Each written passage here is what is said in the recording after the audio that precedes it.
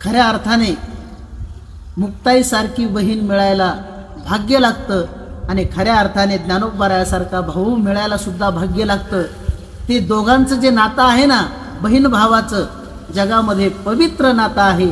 तेच नातं आपापल्या आजच्या या प्रत्येक कुटुंबामध्ये भाऊ बहीण आहे त्या तशाच पद्धतीनं नातं टिकून असावं अशी सर्वांना विनंती करतो आणि रक्षाबंधनाच्या हार्दिक शुभेच्छा देतो. रामकृष्ण हरी. दादा, आज आपल्याला जे ग्रंथराज ज्ञानेश्वरीसारखा पवित्र ग्रंथ दिसतोय ना, खऱ्या अर्थाने ही बहिणीची कृपा आहे. मग बहीण म्हणजे कोण हो? माझी मुक्ताई.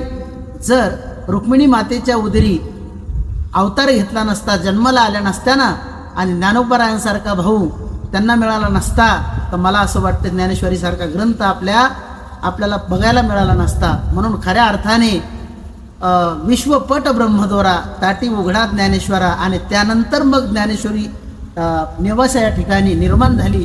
म्हणजे बहीण कशी असावी, भाऊ कसा असावा याचं जिवंत उदाहरण म्हणजे ज्ञानोबारायासारखा भाऊ असावा आणि मुक्ताईसारखी बहीण असावी.